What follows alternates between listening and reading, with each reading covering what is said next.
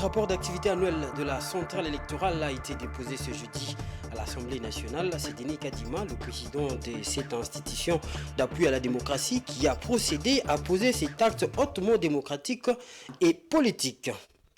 Et puis à l'international, vers la dématérialisation des titres de voyage au Cameroun, le pays de Paul Biya va voir entrer en vigueur dès ce 1er mai le e-visa qui va faire gagner l'administration camerounaise en temps.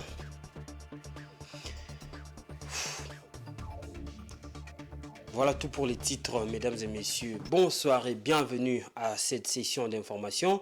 On va commencer ce journal avec cette information en bref. La Cour constitutionnelle a, dans son audience publique de ce jeudi, examiné plusieurs requêtes déposées par certains avocats qui ont soulevé quelques exceptions d'inconstitutionnalité dans le dossier impliquant Jean-Marc Abound et François Béat. Concernant le dossier de l'ex-vice-premier président de l'Assemblée nationale, Jean-Marc Abound, la Cour a déclaré recevable et demande à la Cour de cassation de poursuivre l'instruction du dossier pour les exceptions soulevées par François Béat. La Haute Cour a jugé non fondée l'exception soulevée par les avocats et elle renvoie l'ancien conseiller du chef de l'État devant la Haute Cour militaire. Nous y reviendrons avec force détail dans nos prochaines éditions. Du 26 au 27 avril, les membres du gouvernement Sama 2 ont participé au séminaire de renforcement des capacités sur le thème « Construire une cohésion efficace et créer une dynamique de changement par la culture de l'excellence et la gestion publique axée sur le résultat du programme gouvernemental ». Résultat du programme du gouvernement gouvernemental au terme de cette activité qui a été déclarée clos par le président de la République. Tous les vice-premiers ministres et ministres d'État ont procédé ce mercredi à la signature de l'acte d'engagement et du respect du code d'éthique et de bonne conduite des agents publics de l'État. Tchouchou Moulamba. Ils se sont tous engagés à construire une cohésion efficace et créer une dynamique des changements par la culture de l'excellence et la gestion publique axée sur les résultats du programme du gouvernement. Des engagements pris à l'issue des 48 heures de travaux du séminaire gouvernemental à leur attention. Les 57 membres de l'équipe Sama 2 se sont livrés à un exercice de renforcement de leurs capacités en matière de gestion et de fonctionnement du gouvernement. Exercice qui intervient un mois après la formation de ce gouvernement remanié et 2 ans depuis l'investiture par le Parlement du gouvernement conduit par le Premier ministre Jean-Michel Samaloukondi. Et c'est pour baisser les rideaux de ces assises initiées sous son autorité que le président de la République a rehaussé l'événement de sa présence. Félix Antoine Tshisekedi Tshilombo, tout en rappelant aux membres du gouvernement leur lourde responsabilité en ayant toujours à l'esprit l'intérêt général, s'est dit convaincu que cette équipe peut désormais émettre sur la même longueur d'onde. J'ai la conviction qu'à travers les exposés qui ont été présentés par les différents intervenants et les échanges qui s'en sont suivis, tous les membres du gouvernement sont désormais à même d'émettre sur la même longueur d'onde, aussi bien en ce qui concerne la conduite à tenir qu'en ce qui concerne les méthodes de travail. Je ne doute pas que vous êtes parvenus, au cours de ces assises, à vous approprier les principes et les règles qui garantissent la cohésion et l'exécution du programme du gouvernement, le programme de développement local des 145 territoires, à travers la présentation d'un état des lieux, programme phare de ma vision, fondé sur mon ambition de construire un État fort, prospère et solidaire. J'attends maintenant de chacun de vous l'application des recommandations issues de ces assises afin de répondre aux multiples attentes de notre population. Peu avant ce mot du chef de l'État, le Premier ministre avait, au nom du gouvernement, rassuré aux garants de la nation de l'accompagnement sans faille de son équipe pour la matérialisation de sa vision, surtout en cette période difficile que connaît la République démocratique du Congo avec cette agression rwandaise. Un accompagnement traduit en acte avec la signature par les membres du gouvernement d'un acte d'engagement éthique pour un État fort, prospère et solidaire. Après la théorie, la pratique, et chacun des membres du gouvernement est attendu à cette ultime étape. On va rester sur cette activité gouvernementale pour le coordonnateur national du Conseil présidentiel de veille stratégique qui a aussi participé à ce séminaire. Le chef du gouvernement devra être celui qui écoute et fixe les objectifs en créant les conditions en vue de réaliser le programme gouvernemental. Il est au micro, une fois de plus, de Jojo Moulamba. Le séminaire a consisté à rechercher la plus forte cohésion possible entre les membres du gouvernement de manière à atteindre cet objectif. L'autre élément que j'ai retenu et qu'il faut retenir, c'est que le programme du gouvernement comporte plusieurs aspects et qu'on ne peut pas tout faire en même temps. Il est donc nécessaire de s'organiser de manière à pouvoir fixer les priorités et créer les conditions pour que ce qui est prioritaire puisse être exécuté dans les meilleures conditions possibles. À présent, le président de la Commission électorale nationale indépendante, CENI en sigle, Denis Kadima Kazadi, a déposé ce jeudi 27 avril 2023 au bureau de l'Assemblée nationale son rapport annuel d'activité comme l'exigent les lois du pays. Le dit rapport couvre la période allant d'avril 2022 à avril 2023. À l'issue de cet exercice, le président de cette importante institution d'appui à la démocratie est revenu longuement sur cet acte de haute portée politique et démocratique. Suivant cet extrait choisi par Dieudonné Bonali. Nous sommes ici pour rencontrer le bureau de l'Assemblée nationale et c'est ce que nous avons fait pour lui soumettre le rapport annuel des activités de la CENI. C'est un rapport qui couvre la période allant d'avril 2022 à mars de cette année, donc 2023. Et c'est une disposition légale. Nous devons soumettre nos rapports et ça fait partie de la redevabilité. Nous parlons de tout ce que nous avons pu réaliser durant les 12 derniers mois. Bon, les points de séance, il y en a beaucoup. En tout cas, il faut dire que c'était une année remplie d'activités. Il y a des aspects ayant trait à la cartographie des centres d'inscription, mais le gros du travail tourne l'identification et l'enrôlement des électeurs. Un exercice qui vient de prendre fin il n'y a pas très longtemps. Et évidemment, il y a des questions aussi d'organisation interne, c'est-à-dire tout ce que la CENI a comme vision, comme mission, comme objectif stratégique, les résultats obtenus durant cet exercice. Donc, sans pouvoir aller dans les détails, je peux seulement vous dire que les résultats sont assez impressionnants pour une équipe qui a été mise en place avec beaucoup de retard. Nous avons pu réaliser un très grand travail. Aujourd'hui, nous pouvons nous féliciter du fait que si vous prenez le cas, par exemple, de l'enrôlement des électeurs, ça a été fait en un temps record. Et ça, c'est une bonne progression parce que ça signifie qu'à l'avenir, tout le monde saura que ça peut se faire aussi avec un peu plus d'efficacité. Donc, il y a plein de choses, je ne peux pas vous donner tous les détails, mais sachez que c'est un rapport que vous aurez. Il est à la disposition de tous les membres de l'Assemblée nationale. Donc, c'est un document public. Il n'y a plus de doute. Ceux qui ont des doutes peuvent se rendre compte que cette équipe est vraiment au travail. La CENI tout entière, avec tous nos démembrements, nous sommes mis au travail. Nous avions promis qu'on allait enrôler tout le monde. Je sais que comme vous êtes là, personne ne peut dire qu'il n'a pas sa carte d'électeur. Tout le monde a été en mesure de se faire enrôler. Évidemment, c'est un exercice volontaire. Ceux qui ont voulu se sont fait enrôler. Maintenant, nous sommes dans la dernière phase de la finalisation de la liste des électeurs. Après, on va passer à la loi sur la répartition des sièges.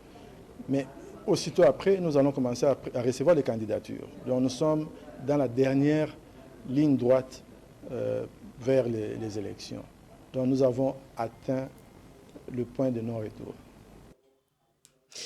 On va à présent aller en province. Le gouverneur de la ville-province de Kinshasa, Jean-Tini Ngobila, vient de suspendre le bourgmestre de la commune de Kinsenso, Asiwel Godé, sur recommandation du ministre de l'Intérieur, Sécurité et Affaires coutumière Peter Kazadi. Il lui est reproché des propos incitant à la population de sa municipalité à se munir des machettes pour se défendre.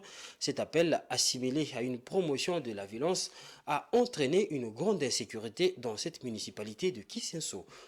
Rachel Misenga.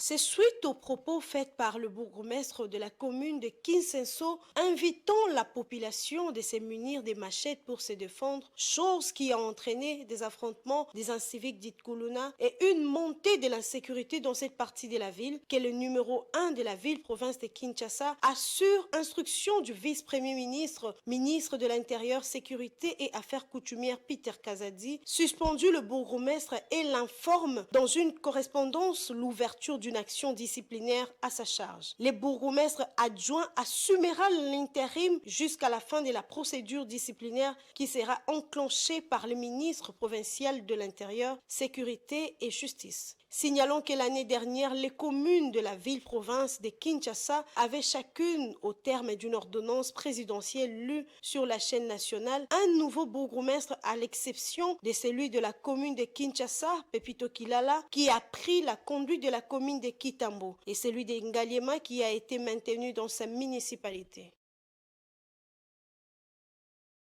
D'une province à l'autre, au moins 60 corps sans vie ont été découverts dans plusieurs villages de la chefferie des Bouitou, dans Kachali et Kazaroo, dans le territoire de Rutshuru, au nord Kivu, selon le fonctionnaire délégué adjoint du gouverneur dans la chefferie de Bouito, Isaac Kibira. Les victimes ont été tuées entre le 20 et 25 avril par les rebelles du mouvement du M23 en provenance de Mabenga, à plus ou moins 100 km de Goma, sur la route nationale numéro 2, RN2. Il indique que de nombreux civils ont été enlevés lorsqu'ils se rendaient au champ. Patrick Ilunga pour les détails. Ce programme, mis en place en 2015 par une développeuse informatique, a doté près de 2000 enfants des compétences technologiques depuis sa création. Lorsqu'un enfant rejoint le programme, il apprend d'abord les bases du fonctionnement d'un ordinateur avant d'acquérir des compétences telles que le développement web, la conception d'applications mobiles, les jeux et l'informatique physique. L'organisation se consacre à l'enseignement abordable des sciences, technologies, ingénierie et mathématiques aux enfants issus des milieux à faible revenu, permettant ainsi à la prochaine génération d'innovateurs de se développer en leur fournissant les ressources nécessaires pour exceller. Certains élèves ont déjà réussi à créer leur propre site web et d'autres projets innovants grâce à l'aide d'éducateurs passionnés qui proposent des sessions et des ateliers pratiques qui inspirent la créativité, la collaboration et la résolution des problèmes.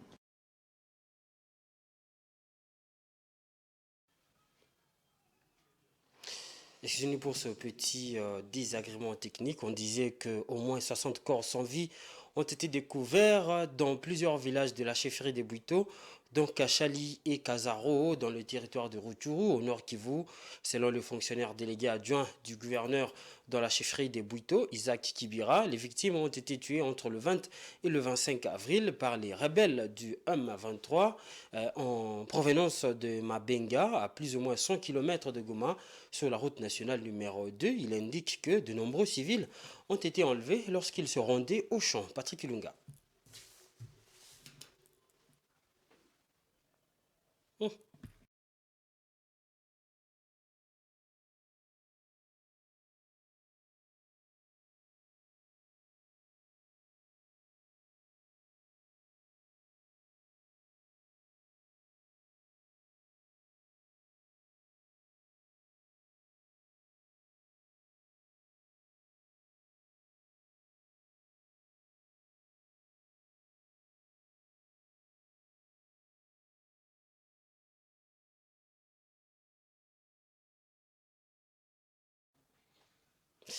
Toutes nos excuses pour cet élément. On va y revenir dans nos prochaines éditions.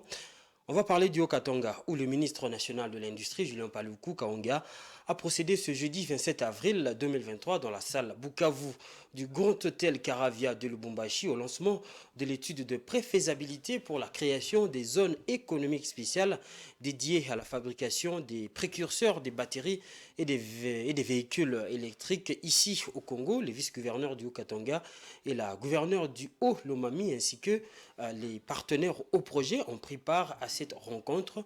Cette étude annonce la phase de faisabilité du dit projet.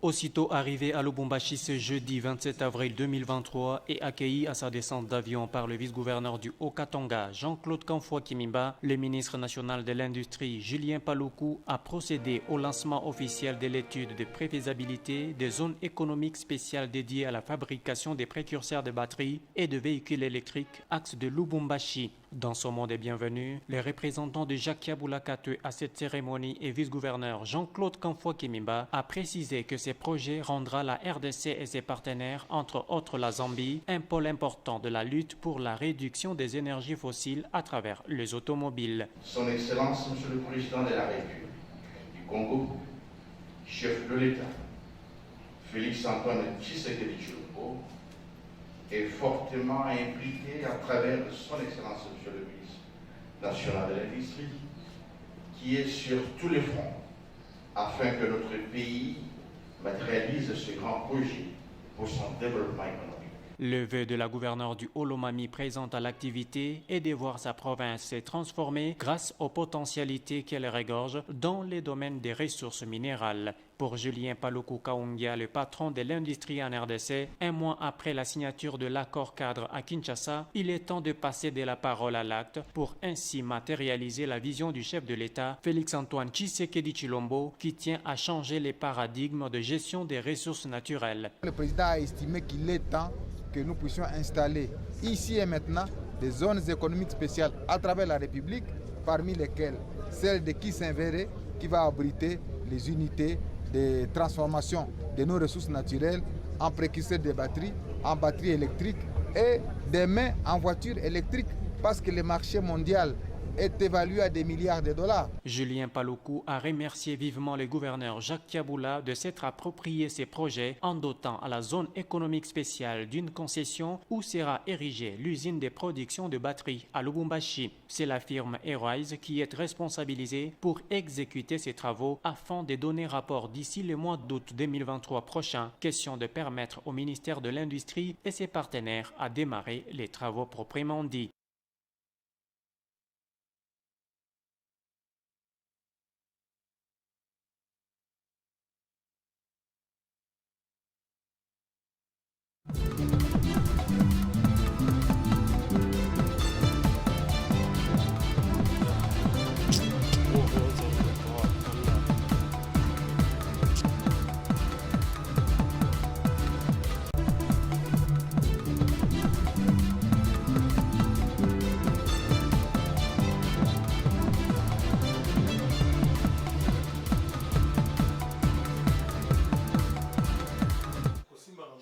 Au Kenya, l'enseignement de l'informatique aux jeunes enfants prend progressivement une place importante dans le pays. On passe de devenir l'un des leaders africains de la technologie, une initiative qui enseigne le codage et le concept de la robotique aux enfants a vu le jour. Edouard Funda.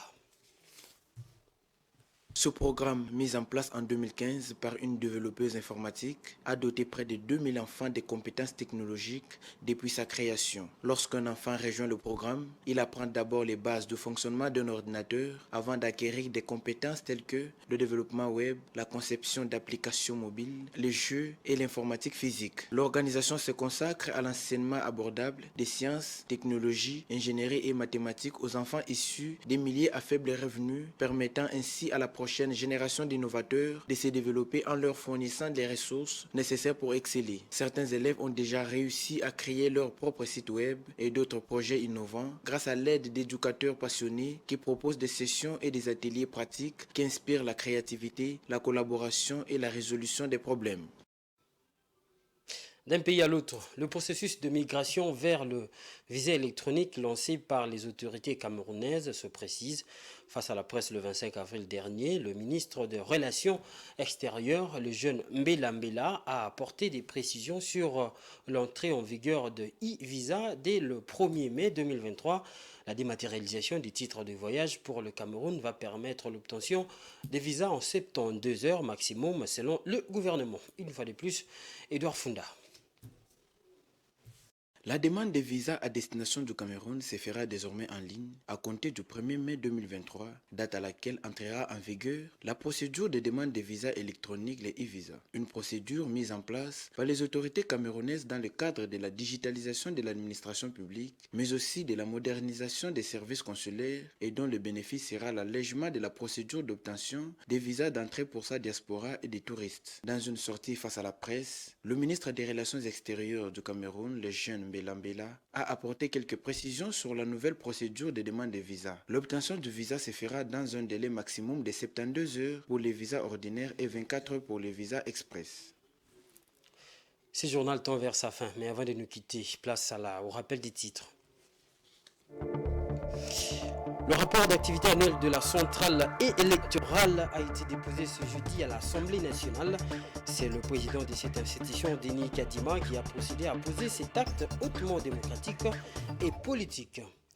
Et puis à l'international, vers la dématérialisation des titres de voyage au Cameroun, le pays de Paul Biya va voir entrer en vigueur dès ce 1er mai le e-visa qui va faire gagner l'administration camerounaise en temps.